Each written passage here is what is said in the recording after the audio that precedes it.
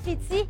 Bienvenue à Culture Urbain, je m'appelle Maude Boutet et je serai votre animatrice. Aujourd'hui, la checklist, on reçoit Carl Poulain, un artiste graffeur qui vient de la troupe Art Pression. Sinon, on va avoir aussi une performance en studio de la troupe Sirius qui fait du hip-hop.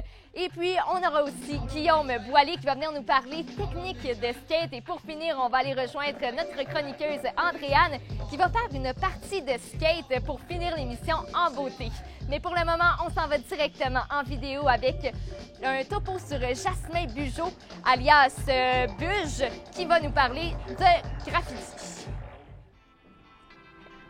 YOLO!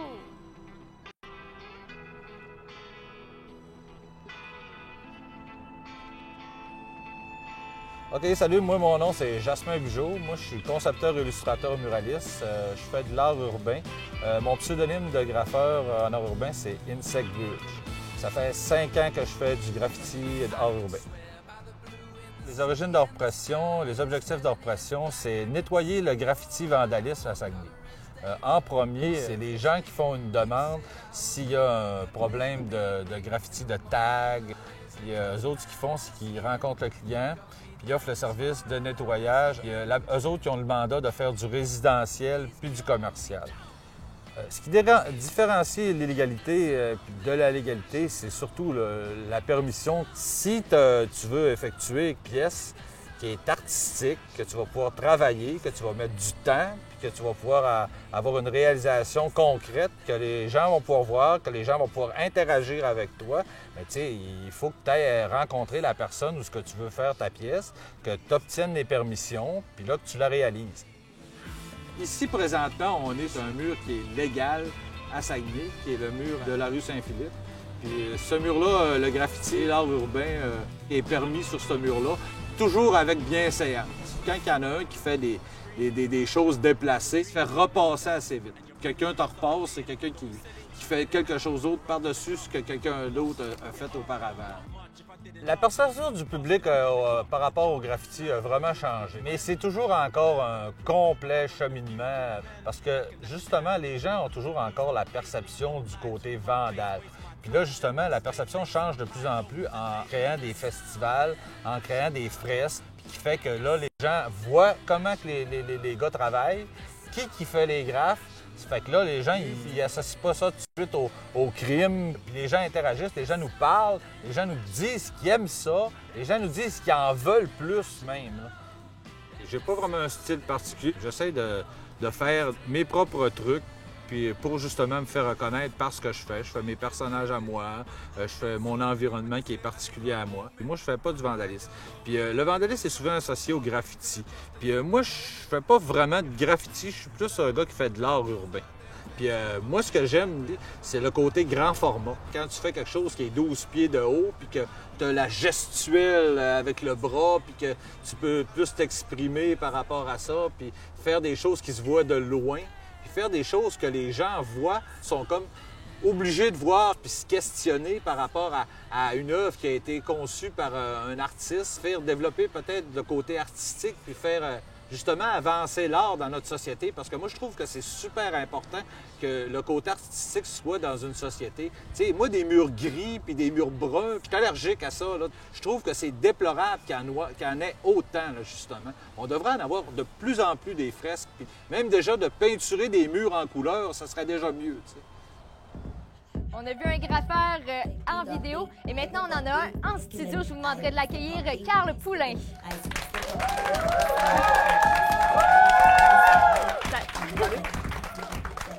Salut Carl, ça va bien? Oui, très bien, toi? Super bien. D'abord, le graffiti, t'en fais depuis combien de temps? Depuis 97.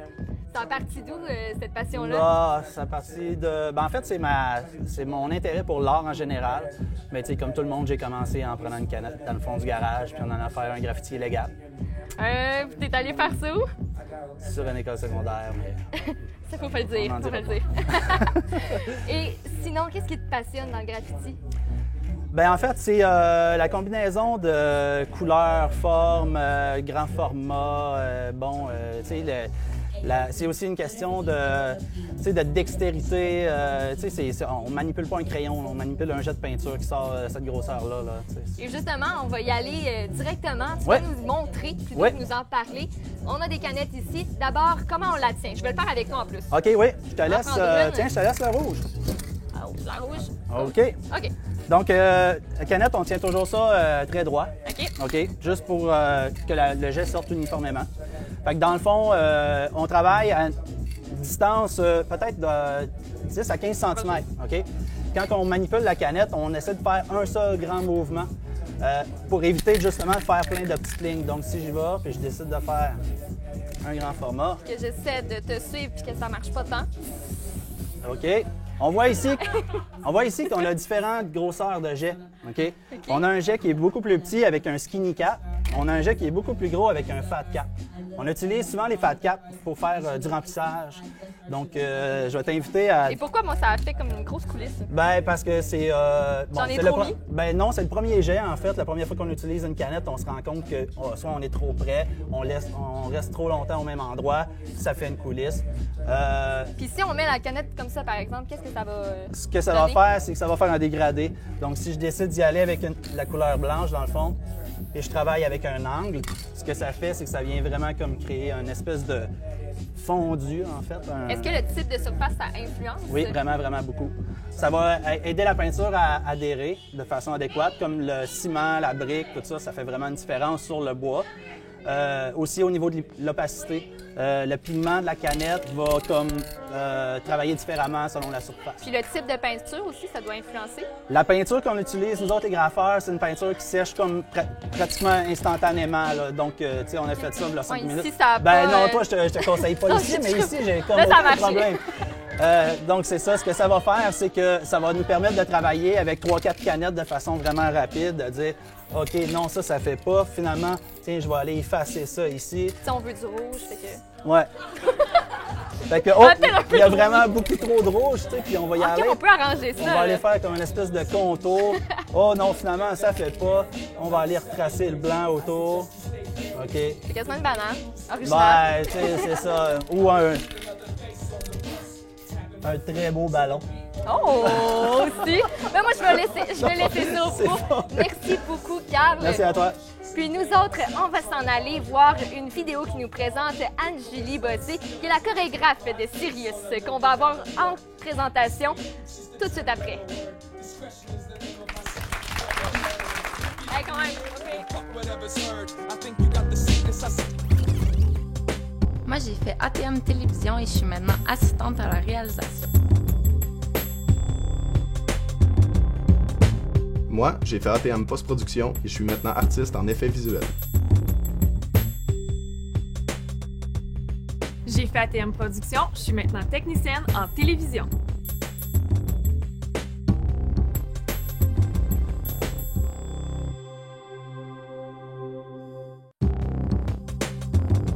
J'ai étudié en publicité au Cégep de Jonquière et je suis maintenant coordonnatrice de projet. J'ai étudié en publicité en ATM et maintenant je suis designer graphique. J'ai étudié en publicité au Cégep de Jonquière, je suis maintenant coordonnatrice publicitaire.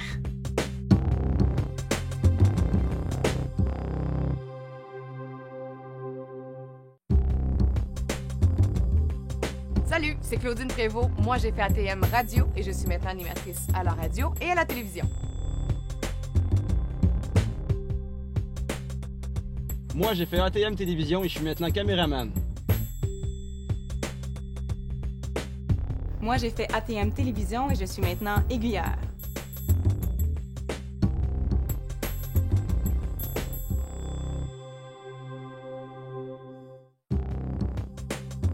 J'ai étudié en journalisme au Cégep de Jonquière et je suis maintenant journaliste à la radio et à la télévision.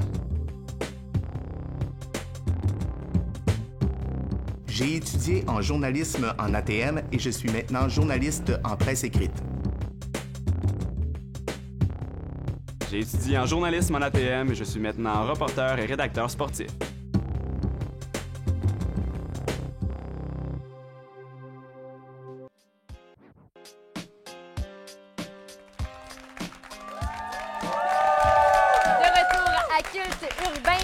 l'avez promis, voici un topo sur Anjuli Bossé, qui est la chorégraphe de Sirius. Et on a une performance de Sirius tout juste après. Je m'appelle Anjuli, j'ai 23 ans. Je danse la danse hip-hop depuis que j'ai 7 ans et j'enseigne ce style de danse depuis maintenant 6 ans. Depuis quelques années, j'ai commencé à travailler avec la troupe Sirius. C'est 7 jeunes entre 12 et 17 ans qui ont une passion pour la danse hip-hop. C'est vraiment partie des gangs de rue. L'histoire n'est pas vraiment bien définie, mais ce qu'on dit, c'est qu'un membre d'une gang de rue qui était tanné de voir des gens mourir à cause des batailles, les guerres entre gangs de rue. Donc lui, il a vu des gens danser, il a fait « pourquoi ne pas régler nos problèmes comme ça? » Fait qu'il a commencé à danser. Au début, les gens riaient de lui un peu. Mais finalement, au bout de la ligne, c'est là qu'ont apparu les battles. Ça existe encore, sauf que c'est dans un esprit plus amical, de compétition pour gagner un prix. C'est plus pour régler nos comptes. C'était vraiment vu comme de la violence. Maintenant, à cause des vidéoclips et des films de danse, cette image-là, elle a comme disparu avec le temps.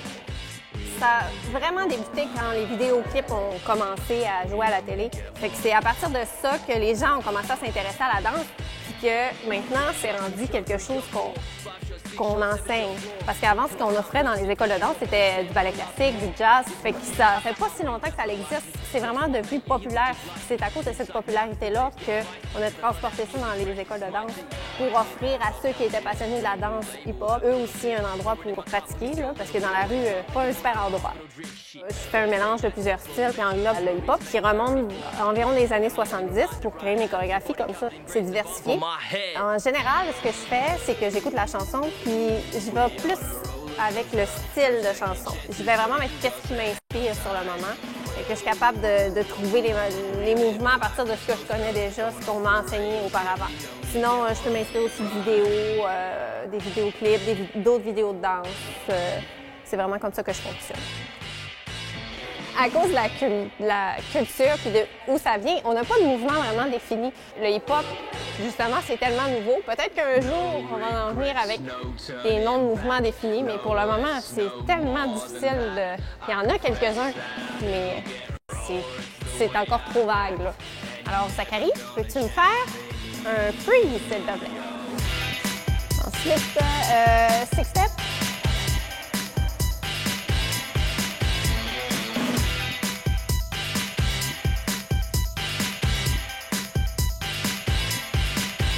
Roller rabbit.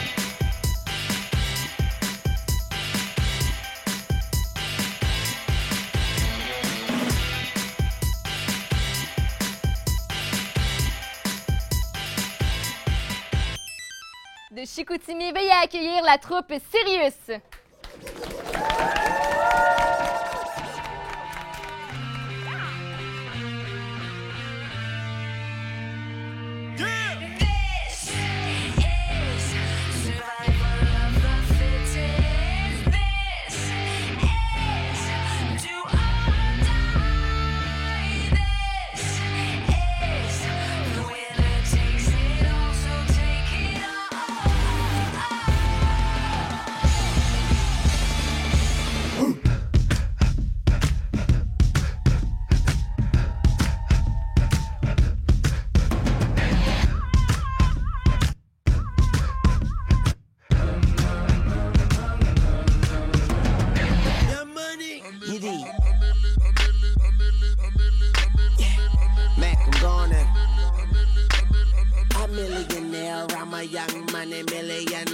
Tougher than Nigerian hair. My criteria compared to your career just isn't fair. I'm a venereal disease, like a menstrual bleed through the pencil and leak on the sheet of the tablet in my mind. Cause you're a goon, but what's a goon to a goblin? Don't let tell I'm smoking, I'm high, so take a guess.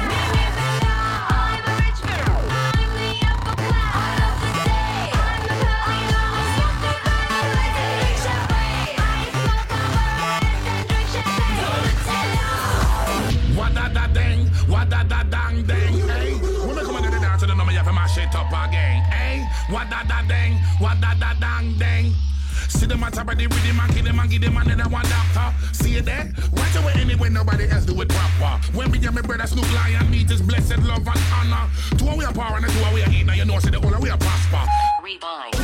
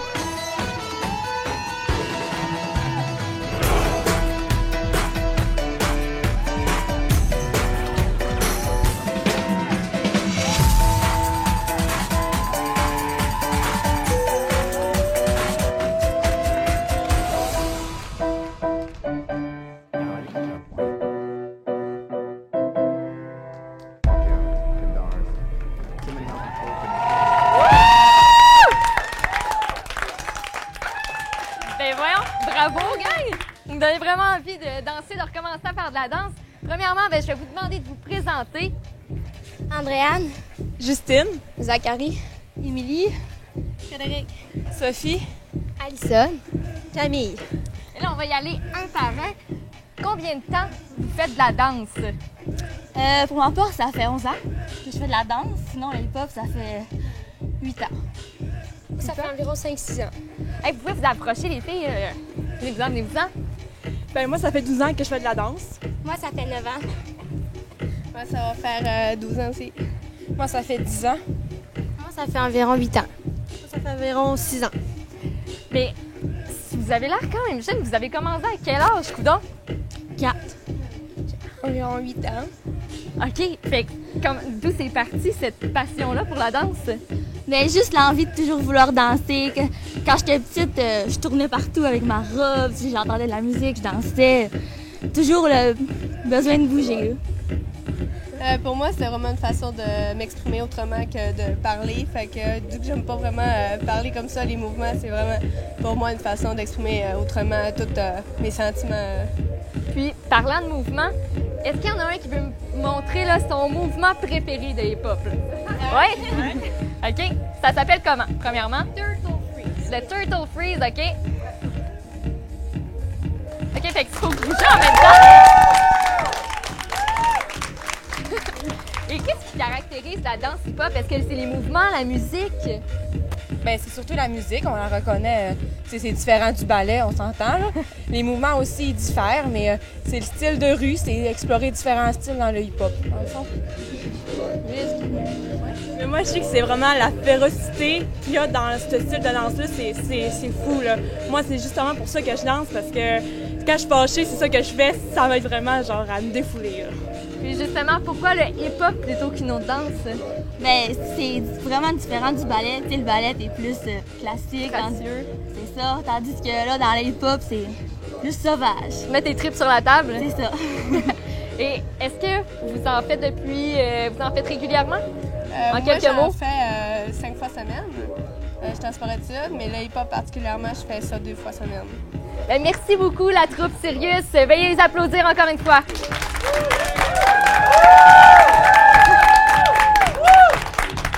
On passe d'un sport à un autre. On en voit de plus en plus dans les rues. Je parle ici du skateboard et pour nous en parler, on a Guillaume Boilier avec nous en studio.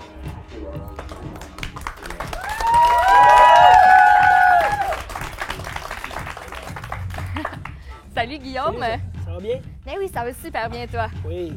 D'abord, ça fait combien de temps que tu fais du skate? Ça fait environ une quinzaine d'années que je fais du skate. Puis pourquoi ça a commencé où ça? Ça a commencé quand j'ai vu mon frère faire du skate en avant de chez nous. J'ai regardé faire puis je trouvais que ça valait le fun puis j'ai décidé de m'en acheter un aussi. J'ai commencé à en faire avec puis c'est là que j'ai pogné la piqûre, j'ai jamais arrêté puis j'ai toujours aimé ça.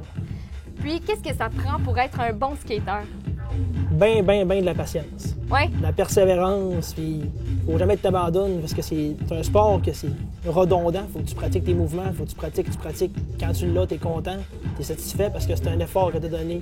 Est-ce que c'est des qualités que tu avais déjà ou que tu as appris à développer grâce au skate? J'ai appris à les développer. Parce qu'au début, quand tu commences, tu n'es pas patient. C'est un sport que tu as tendance à te décourager au début. Sauf qu'il faut que tu sois tenace, il ne faut pas que tu lâches.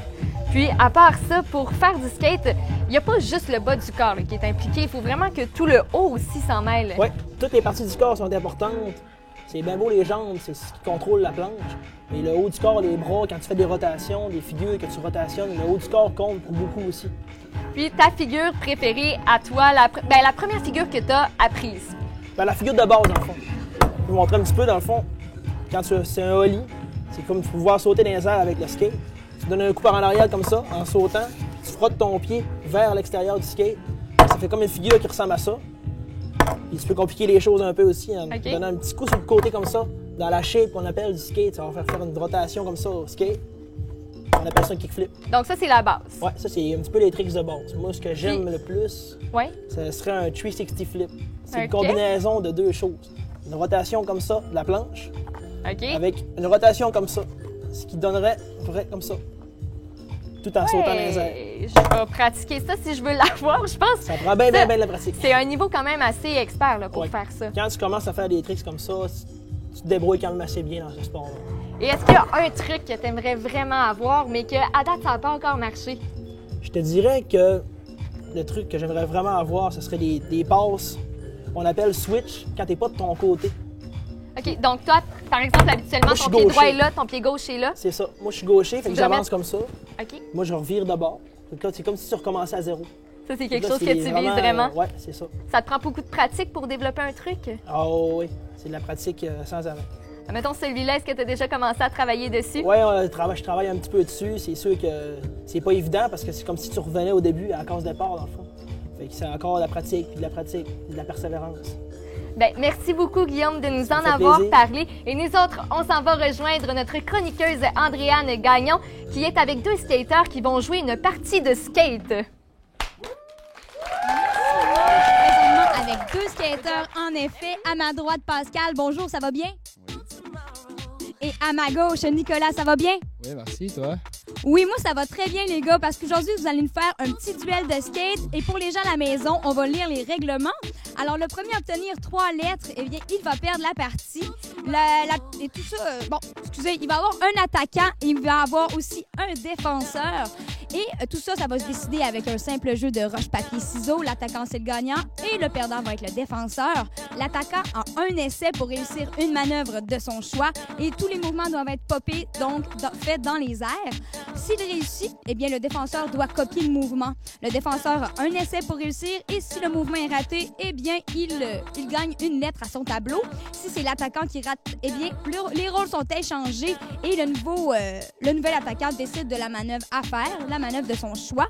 Et à la dernière lettre, le défenseur a 2 essais et si ces 2 essais ne fonctionnent pas, eh bien, la partie est terminée et c'est lui le perdant.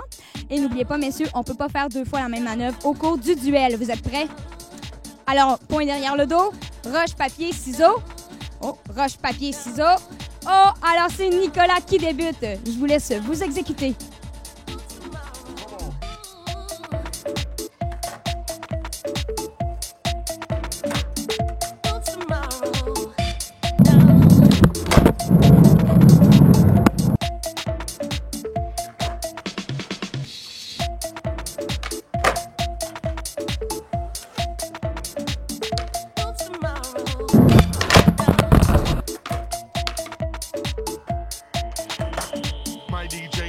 In the place.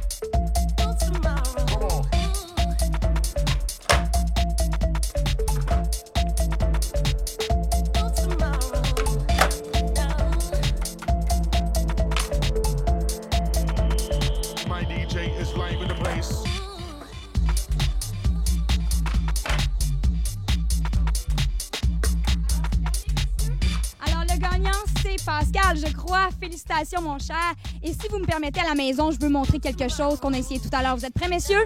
Envoyez, on leur montre ça. Vous allez voir, c'est très spécial. Je suis prête.